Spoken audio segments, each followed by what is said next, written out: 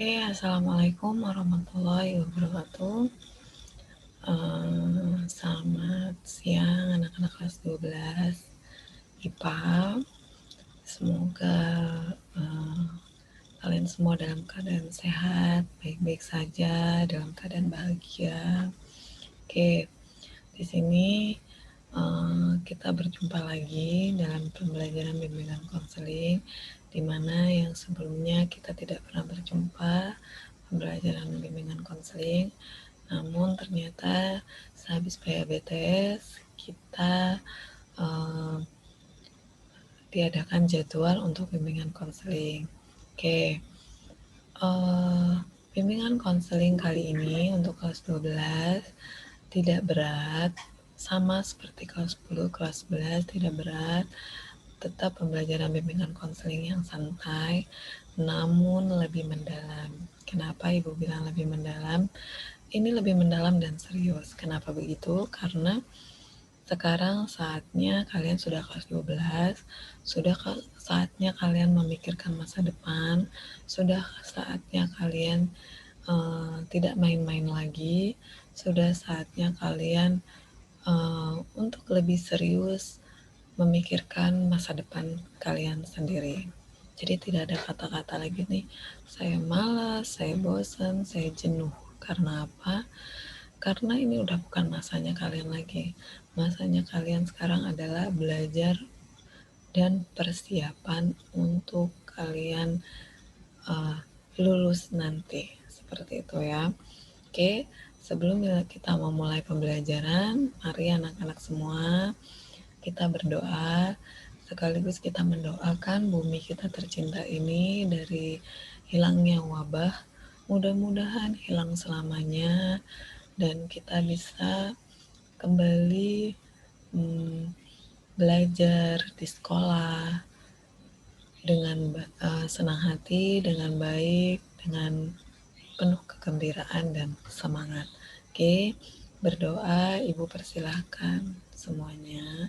Kita berdoa, dimulai.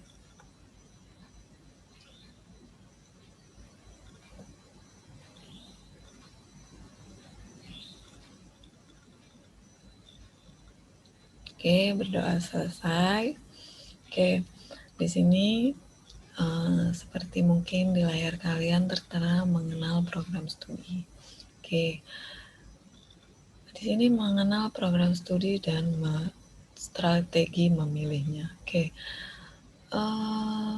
Ibu hanya dasarnya saja, menjelaskan secara dasar, secara luarnya saja.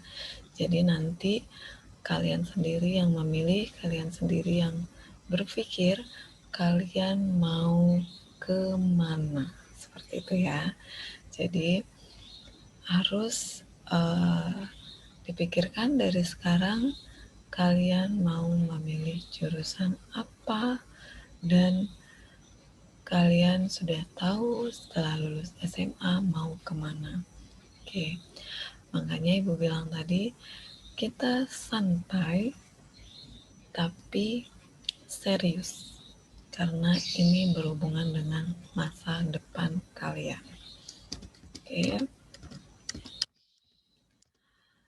Yang pertama, Ibu jelaskan dulu program studi itu apa. Program studi itu kesatuan pendidikan dan pembelajaran memiliki kurikulum dan metode pembelajaran tertentu dalam jenis pendidikan akademik, pendidikan profesi atau pendidikan vokasi. Misalnya nih, kalian jurusannya sekarang apa? IPA. Itu hampir sama saja sebenarnya dengan program studi. Program studi kamu apa? IPA. Nah, tapi dunia kampus waktu dulu Ibu ya lebih mengenalnya seperti ini. Jurusan kamu apa? IPA. Program studinya milih apa? Kimia. Nah, seperti itu. Jadi nanti pun kalian akan sudah tahu, oh kalian milihnya jurusan IPA ya. Oh kamu anak IPA ya? Iya. Saya jurusan matematika, saya jurusan biologi, seperti itu. Apa bedanya program studi dan jurusan? Nah itu tadi sebenarnya sama saja. Inti kalau di sekolah itu jurusan IPA, IPS, bahasa. Tapi kalau di dunia kampus itu lebih mengenalnya dengan jurusan prodi, program studi. Tapi lebih ke spesifiknya lagi sih. Jadi prodinya apa? Matematika, seperti itu. Prodinya apa? Biologi, seperti itu. Oh, saya FK biologi. Oh, saya MIP. Oh, saya biologi murni, seperti itu. Oke. Cara memilih program studi. Ya, di sini ada cara memilih program studi. Yang pertama, akademik. Pemahaman tentang program studi. Jadi, sebelum kalian memilih program studi, kalian harus tahu dulu, harus memahami dulu program studi yang kalian ambil. Tujuanmu memilih itu apa?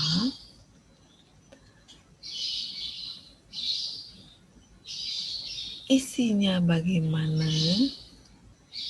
Maksudnya isinya itu belajarnya itu apa aja, pelajaran apa saja yang akan kalian pelajari di program studi itu, kemudian prospek pekerjaannya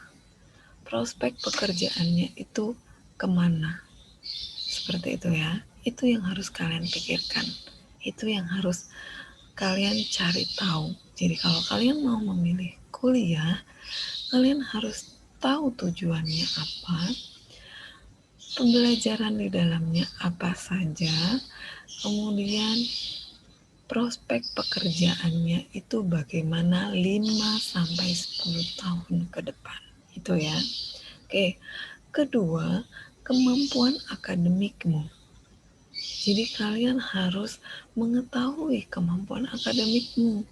Jadi kalian sudah mengalami pembelajaran dari kelas 10, semester 1, semester 2, semester 3, semester 4, dan semester 5 yang sedang kalian jalani sekarang.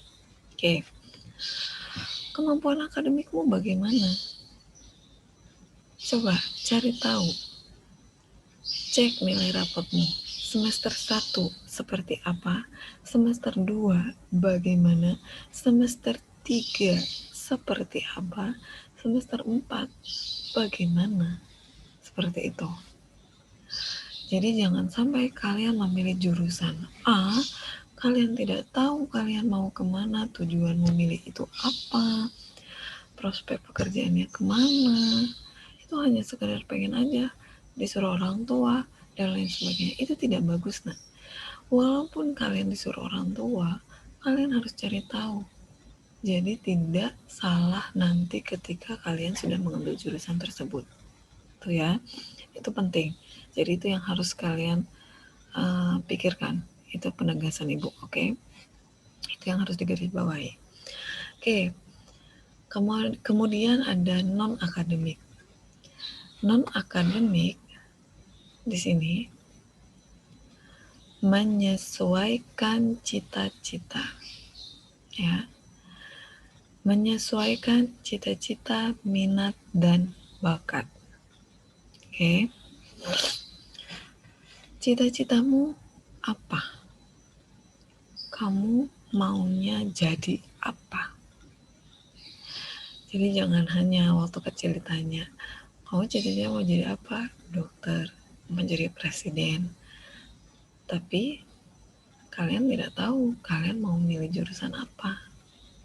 Untuk menjadi seorang presiden, kalian mau jadi apa? Tidak tahu. Nah, jangan seperti itu. Oke, sesuaikan dulu cita-citamu. Cita-citamu apa? Minatmu di mana? Bakatmu seperti apa? Seperti itu ya.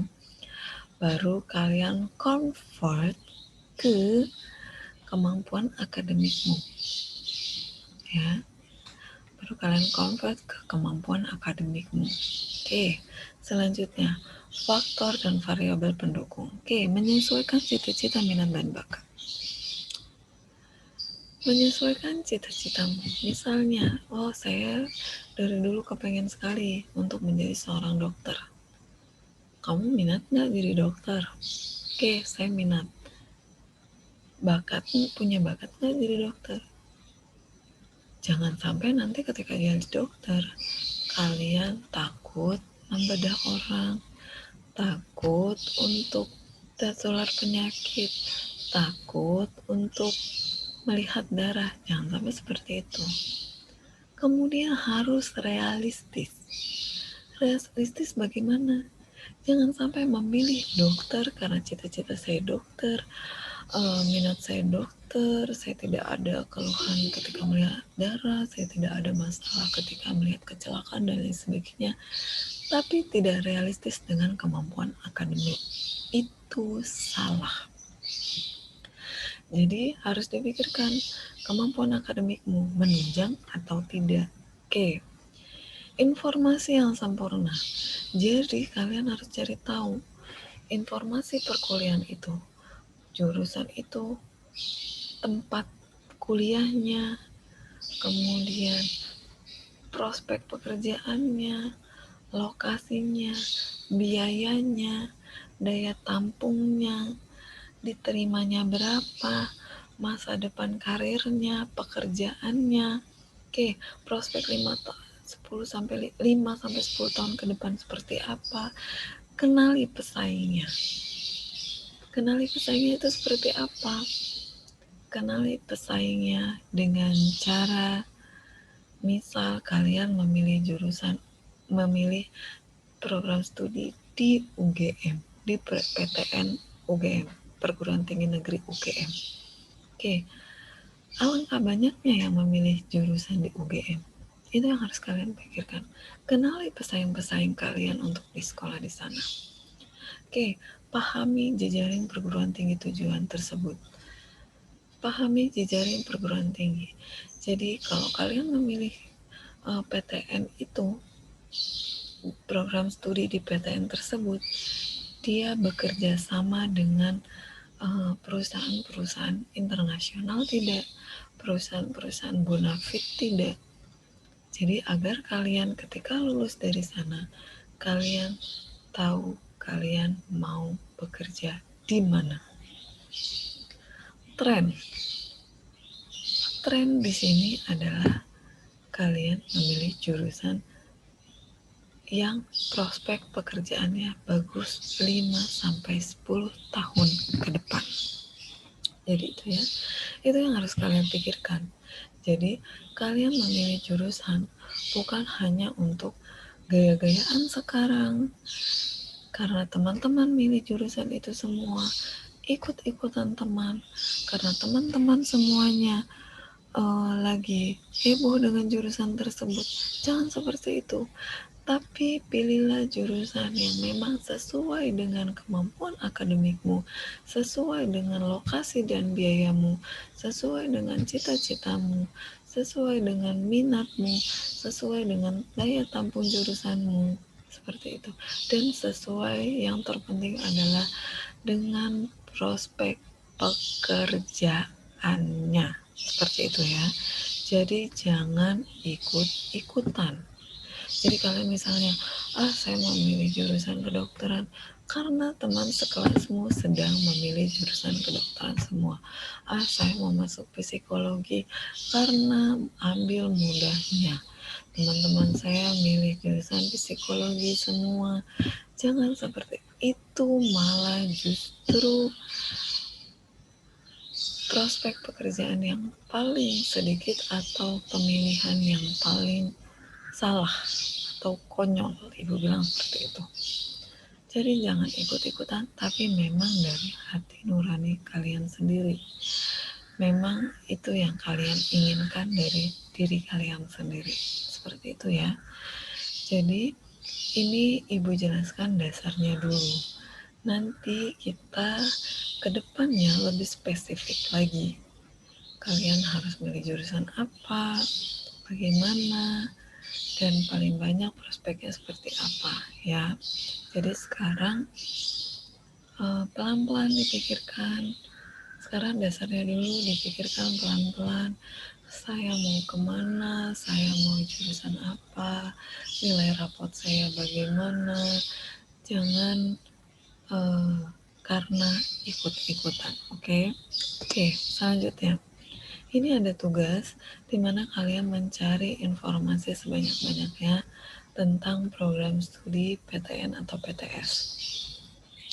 Jadi sebanyak-banyaknya kalian cari tahu PTN PTS, kemudian sudah didapatkan, dikelompokkan berdasarkan bidangnya, kemudian kalian tentukan kalian mau kemana, program studi apa.